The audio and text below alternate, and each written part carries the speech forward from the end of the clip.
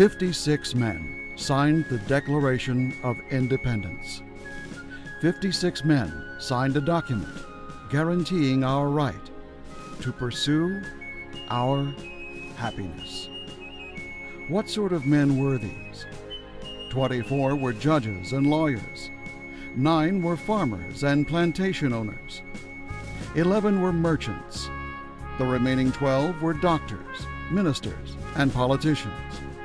Well-educated men of means, knowing full well that signing such a document would mean certain death if captured. Fire! Prime and low! These 56 men sacrificed everything to ensure our freedom. 5 were tortured and subsequently died. 12 had their homes ransacked and burned. 9 died fighting the Revolutionary War.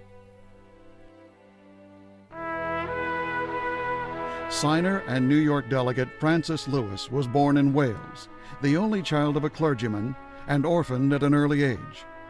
His signature proved costly indeed. Francis Lewis saw his home plundered and properties destroyed. The enemy incarcerated his wife, and she died months later. Signer Carter Braxton, born in Virginia, invested much of his wealth as a successful planter and trader into the revolutionary cause. The British destroyed his private fleet as well as a number of his plantations. After selling his home and remaining possessions to pay his debts, Carter Braxton died in rags.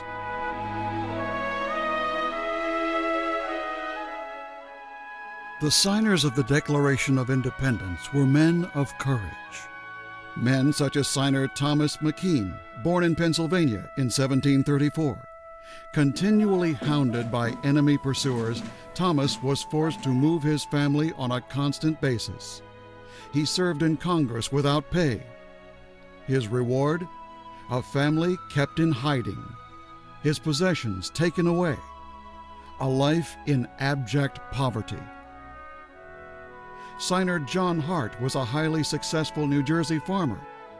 He served as a justice of the peace and a member of the New Jersey Assembly. Later, John Hart became a delegate to the Continental Congress.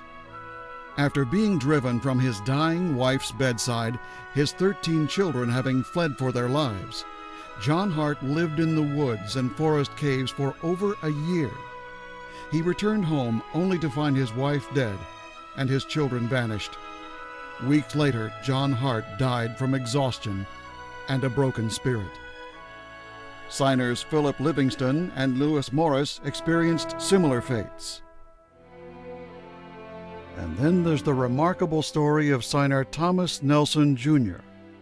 Thomas Nelson, Jr. lived his life before the war as a Virginia planter, soldier, and statesman. His home was abruptly taken by British General Cornwallis for use as headquarters during the Battle of Yorktown. Governor Nelson became incensed as American guns would not engage. "Why do you spare my home?" he decried. Their response, "Sir, out of respect for you." Frustrated, Nelson demanded, "Give me the cannon," then proceeded to destroy the palatial residence himself. Yet this was not the end of his heroic sacrifice. Nelson raised $2 million, pledging his own estates to support the revolutionary cause. His property was forfeited when a peacetime Congress refused to honor that debt. Thomas Nelson, Jr. died a few years later, bankrupt at age 50.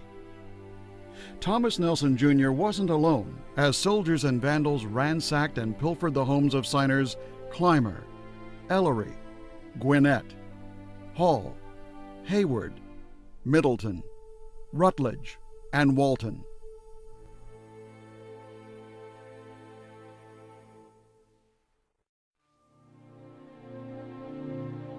So let us honor the unparalleled sacrifices of these 56 men and thank them.